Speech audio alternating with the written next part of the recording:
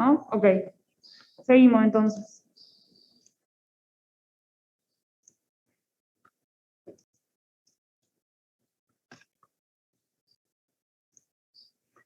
Este es Marx, ese señor que están viendo ahí. Nació en 1818, muere en 1883, vive todo el siglo XIX, ¿sí? Y ve todas las transformaciones que se dan en ese siglo. Entonces, siempre vuelvo a lo mismo, soy repetitiva, soy pesada con esto, pero sitúen a los autores, piensen en el momento histórico en el que escribieron, porque eso les va a permitir entender por qué dicen lo que dicen, ¿sí? No, Marx parece un loco cuando habla, la foto también así lo demuestra, pero digo, hay un montón de cosas que él dice que se explican por lo que él estaba viendo y por lo que él vivió, ¿sí? Él nace en una comunidad que se llama, ahí se me fue el nombre, bueno, Trevelli, si no me equivoco, pero no me lo estoy acordando en este momento. Esa comunidad, cuando él nace, en los primeros años de él, es un territorio que lo anexa Prusia. Y el padre, que era un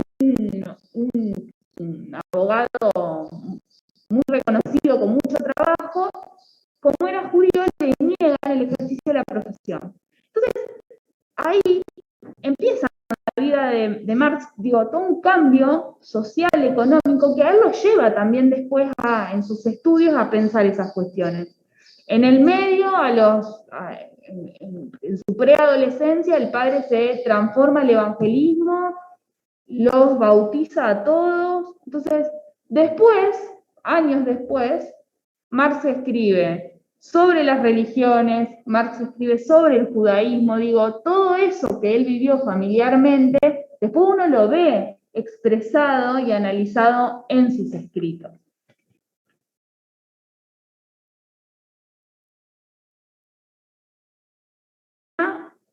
Después se va y vive en Inglaterra, en París también lo hace. Es un filósofo, es economista, fue sociólogo, se lo considera, como les decía en la clase pasada, junto con Durkheim y con Weber, los padres de la sociología moderna. Ahora cuando vean una teoría consistente que puede explicar todo el desarrollo de la humanidad. ¿Sí? Con Friedrich Engels que va a ser como su gran compañero académico, van a tener muchos escritos juntos. Se los consideran los padres del socialismo científico, del comunismo moderno, del marxismo obviamente, y del materialismo histórico, que ahora vamos a ver qué significa eso, que es tan importante. Después con Engels se pelean. Como todo matrimonio, Engels después se da cuenta, como era Marx, se da cuenta que la historia iba a quedar como el segundo, y se pelean, y bueno, un poco en los últimos escritos de Engels lo discute a Marx, pero gran parte de la teoría marxista surge de estos dos pensadores. ¿Qué pasaba? ¿Qué estaba mirando Marx? ¿Qué estaba viendo por la ventana? Para Marx van a ser, y para la manera de pensar, para construir su pensamiento, van a ser fundamentales las revoluciones de 1848. Estas revoluciones se consideran que son las últimas que terminan por desterrar el absolutismo en Europa, pero van a tener, además de ese carácter político, tienen una connotación, que es que empiezan a aparecer en estas últimas revoluciones agrupamientos de obreros, ¿sí? Empiezan a haber muchas,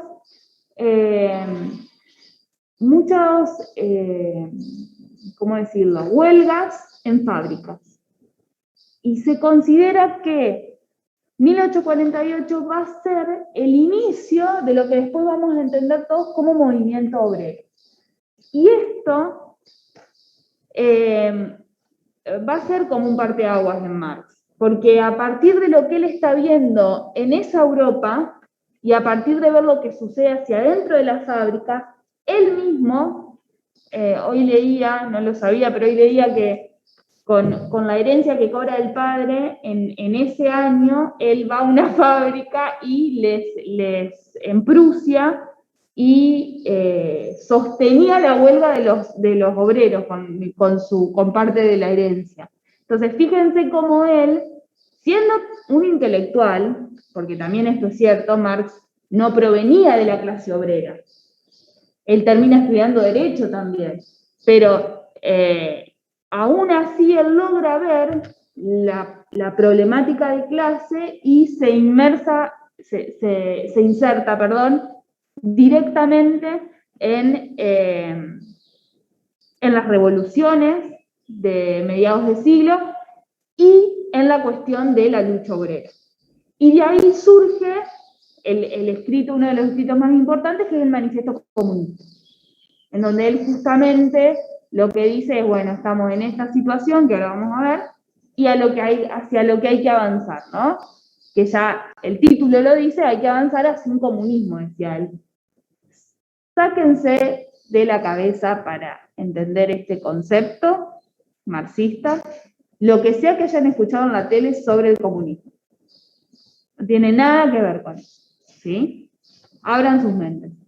Todos tenemos, no me nieguen, todos tenemos una mirada negativa del comunismo, todos, salvo que acá ya, ahora no, yo soy del movimiento de izquierda y qué sé yo, no importa. Pero digo, mediáticamente nos han vendido una mirada súper negativa del comunismo.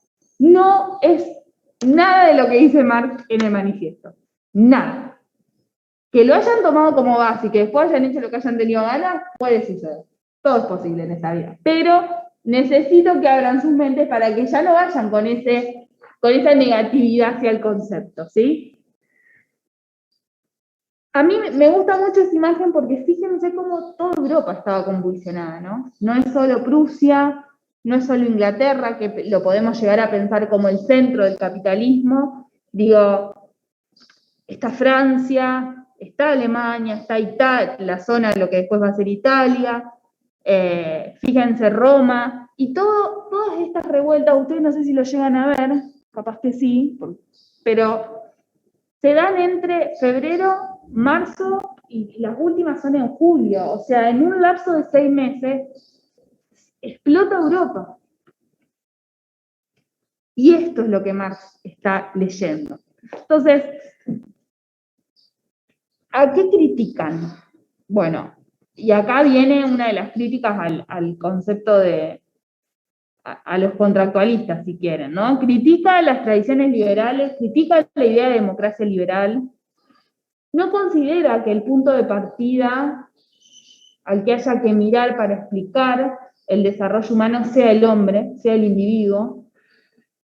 Marx va a decir que esa es una gran mentira que nos venden los contractualistas, los utilitaristas, los federalistas. El centro no es el individuo, el centro no es el individuo en su relación con el Estado, eso es una mentira. Ahora vamos a ver por qué él dice que es una mentira. Es más, dice Marx, tanto el desarrollo del individuo como el desarrollo del Estado tienen que ser entendidos y explicados como un producto social e histórico. Y acá es donde viene la teoría filosófica, o si quieren, la base teórica sobre la que Marx construye todo, que es el materialismo histórico. ¿Qué es el materialismo histórico? Es pensar que cada uno de nosotros, las posibilidades que cada uno de nosotros tenga, están vinculadas y asociadas a las condiciones materiales con las que nacimos. Entonces, y eso después se lleva a las sociedades y se lleva al Estado. Cada Estado va a poder insertarse socialmente dependiendo de las condiciones que tiene materiales, reales, físicas. Esta es una crítica a los contractualistas. Dejemos de pensar que somos todos iguales porque nacemos con razón. Porque en la realidad, esa neutralidad, va a decir Marx, más adelante lo vamos a ver mejor, pero esa neutralidad va a generar diferencias. Y va a generar que no todos podamos acceder a los mismos. Y va a generar también diferencias en los estados, ¿no? O sea, ¿por qué acá me estoy yendo al histórico, pero ¿por qué Argentina se inserta como se inserta en el mundo? Por las condiciones materiales. ¿Y cómo eso después impacta en la historia argentina? Frente a otras grandes imperios, ¿no? Entonces, esta crítica es directa a los contractualistas. Acá está criticando la idea del liberalismo producida por Locke, acá está criticando la idea hobbesiana de que el individuo es el centro, de que tenemos que entender que todo se explica a partir de cada uno de nosotros. Marx dice no. De última se explica a partir de los que nacieron con ciertas condiciones que les permitieron reinar, ganar dinero, pero no se explica para todos de la misma manera. ¿Hasta acá vamos bien o voy muy rápido? Quiero ver. ¿La gente de la nebulosa viene bien? Ya. Nadie pregunta. Perfecto. Si nadie pregunta es porque todos entendieron todo.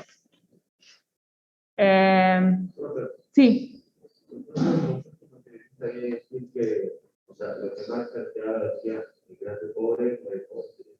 Sí, sería algo así, digamos. En realidad lo que te quiere decir es que si vos nacés con ciertas condiciones que hablan, por ejemplo, de que tu familia es obrera y demás, va a ser muy difícil que vos puedas salir e insertarte en otro ámbito que no sea eso. Que hay casos que lo hacen, sí, va a decir más, pero no son el común. Y esas condiciones materiales van a afectar, ahora vamos a ver por qué tenemos que pensar en esa afectación, pero la realidad es que vos te vas a insertar en esa sociedad y vas a sentir que sos libre en ese ámbito. Vos te vas a sentir bien en ese contexto, porque es con las condiciones que vos naciste. El problema, dice Marx, de los anteriores que hablaron, de los contractualistas, de los utilitaristas, que te hicieron creer que con esas condiciones materiales vos sos libre y podés acceder a más. Y en realidad seguís estando en la misma base y seguís siendo un explotado. Lo que Marx acá nos está diciendo es, el problema, ahora lo vamos a ver mejor, es que hay explotadores y explotados. Y que el sistema nos hace creer a los explotados, creo que estamos todos en esa ¿no? Capaz que hay alguno que acá es hijo de, no sé, de los dueños de Lomanera, o de alguno así más, pero voy a creer que no. Digo, acá somos todos explotados. Y sin embargo, el sistema nos hace creer que tenemos condiciones para salir de esa explotación y que en realidad ni siquiera nos damos cuenta de que somos explotados. Creemos que somos libres, creemos que somos todos iguales, que el derecho nos interpela a todos de la misma manera. Marx viene a decir no. No. Dejemos de pensar que el individuo es el centro y de que todos los individuos que están en el centro son todos iguales. Porque esa neutralidad, que después ahora vamos a ver cómo se traduce en el Estado, cómo se traduce en el derecho, genera diferencias. Y hoy, digo, el marxismo fue muy discutido, pero y se los digo porque acá seguramente hay muchos, la mayoría quizás son de abogacía. Hoy las nuevas teorías del derecho toman al marxismo para criticar esa neutralidad. Es una de las bases de la crítica. No digo que todas las críticas que hay dentro de las nuevas corrientes filosóficas y de teoría del derecho son marxistas, pero sí parten del supuesto de que hay un problema con los sistemas jurídicos porque nos piensan a todos desde una igualdad que no existe. Y yo les pongo que seguramente ya se los han dicho otros docentes que saben más del tema, pero digo, si ustedes piensen en el acceso a la justicia, piensen si el acceso a la justicia es igual para una persona que vive en el centro que para una persona que vive en Montevera. O váyanse más, para una persona que vive, no sé, en La Criolla. Esas diferencias de base, de acceso, hacen que muchos prefieran no acceder a un sistema de justicia. Ahí es donde Marx está diciendo, bueno, ¿ven cómo las condiciones materiales generan diferencias? Porque, ¿qué pasa con el sistema de justicia? Está pensado para estar en el centro, está pensado para estar en Santa Fe, en Rafaela, en Reconquista, en Rosario, sí, tenés algunos jueces de paz, pero... Y otra cosa, no es el mismo acceso a la justicia aquel que sabe cómo funciona la justicia, que aquel que no tiene ni idea, que no tiene ningún abogado en la familia, que no prende la tele para escuchar cómo se demanda a una persona, que no puede pagar una consulta a un abogado. Entonces, todos esos son limitantes, y son limitantes materiales. Eso es lo que está diciendo Marx. Miremos eso para definir cómo somos. Porque es fácil decir, el derecho natural dice que todos nacimos iguales y que tenemos todos los mismos derechos. Bueno, sí, bárbaro, pero no vivimos ahí. Marx está diciendo eso, está diciendo, miremos la sociedad, miremos la realidad. Por eso también va a ser uno de los primeros teóricos. Porque lo que está diciendo es basta de filosofía. Marx, nosotros no lo vemos acá, quizá ustedes lo vean en sociología, no lo sé. Marx discute mucho con Hegel, que es otro autor, no es Engels, Hegel. Y Hegel un poco va a ser uno de los últimos que viene a decir esta cuestión de, bueno, el vínculo entre el individuo y el Estado lo hace libre, un poco esta idea russoniana, ¿no? De genera una voluntad entre todos y demás. Bueno, a él es al que más critica Marx porque son contemporáneos. Entonces, digo, para volver un poco al power, ya hablamos sobre el materialismo histórico que va a ser la base para pensar todo. Ahora bien, no obstante eso, Marx necesita un concepto que le sirva para explicar el desarrollo histórico. ¿Cuál va a ser ese concepto? El de clase. Él dice, lo que genera cambios, lo que está siempre, lo que nunca dejó de existir no es el individuo, es la clase. Y con ello, la variable explicativa para toda la teoría va a ser la estructura de clase. ¿Qué clases hay? ¿Quiénes son? ¿Dónde se posicionan? ¿Cómo juegan entre ellas? Entonces, esa variable explicativa le va a decir a Marx, bueno, siempre existieron clases y siempre una clase dominó a otra. Entonces, siempre tenemos una clase que domina y otra que es dominada. Pero no era tan negativo Marx en su vida. Él dice, siempre existen históricamente, aparecen a lo largo de la historia, son una creación, dice él, de la historia. Ahora vamos a ver por qué. Pero en un futuro desaparecen. ¿Sí? Él ve que en un momento la clase deja de existir.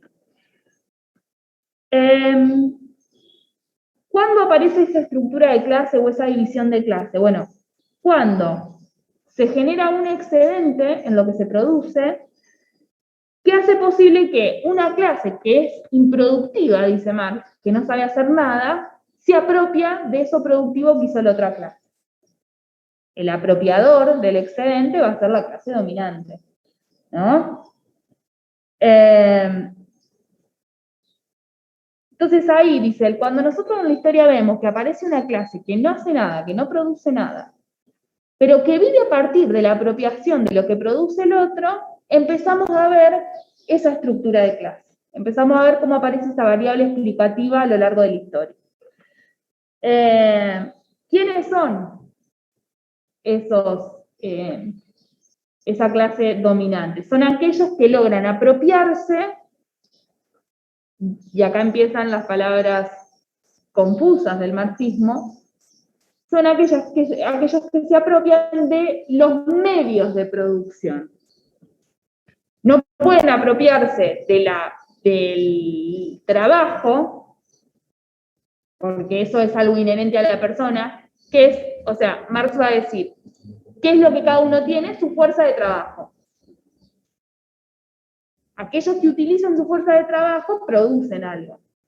El que no la utiliza es el que toma ese excedente de la clase productora, pero ¿cómo lo toma? Dice Marx. Porque tiene medios de producción. ¿Cuáles serían? ¿Qué se imaginan ustedes por medio de producción? De a uno, porque soy sorda, además de poco didáctica con las herramientas tecnológicas. Las fábricas, ¿qué más? Empresas, ¿qué más? Exacto, el capital. Y previo a las empresas, ¿qué había? Algo más básico. Las tierras. Tierras, gracias, tierras, ¿sí? La propiedad. He aquí otro problema que después lo vamos a hablar, anótenlo, pero otro problema con los contractualistas, el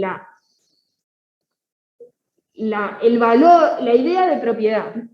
¿Qué entendía Marx por propiedad o qué pensaba Marx que había que hacer con la propiedad? Nosotros con Locke, ¿qué hizo con la propiedad de Locke? O los utilitaristas. Sí, pero digo, con toda su teoría, ¿qué hacían sobre la propiedad real? ¿Qué generaban? ¿Qué generó el liberalismo? Protegerla. Esa protección que hicieron los liberales, Marx va a decir, le diste el mundo servido a una clase improductiva para que utilice a otra clase para generar excedentes. ¿No? ¿Ven cómo vamos uniendo todos los conceptos? Yo necesito que el día de mañana ustedes hagan esto. ¿Sí? Es difícil, ya lo sé, pero vamos a ir de a poquito echando conceptos y explicándolos con nuestra palabra. Después ustedes van a tener tiempo para ir al texto y ver cuál es la definición, pero yo quiero que ustedes, en lo llano, con nuestras palabras, entiendan cada uno de esos lugares.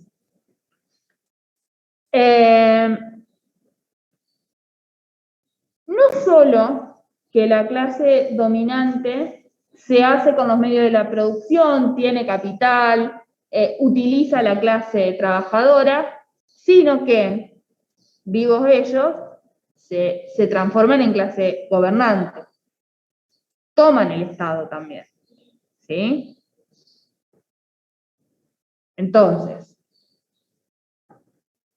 si yo tengo una clase gobernante, que a su vez es la clase improductiva, que se adueñó de los medios de producción y del excedente, ¿cuál puede llegar a ser la mirada del Estado de Marx?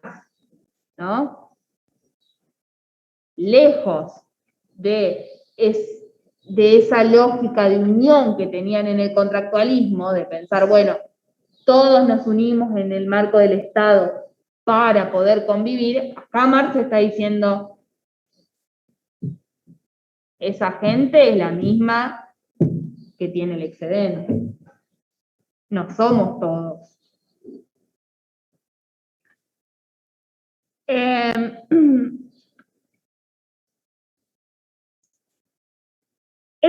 problema de esta división de clase y de las relaciones de clase que terminan siendo explotadoras es que además son conflictivas, ¿no? Por eso, Marx está viendo una Europa que está convulsionada y él dice, tienen que ver con estas relaciones de clase.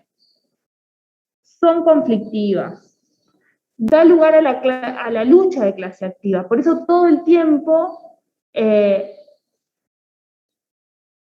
observan revoluciones, se observan cambios en las formas de gobernar, se observan cambios en los modos culturales, sociales, económicos. Pero, va a decir Marx, esos cambios lo que hay que mirar es dónde están hechos para ver si realmente es una transformación o si simplemente se hace para que la clase dominante siga dominando.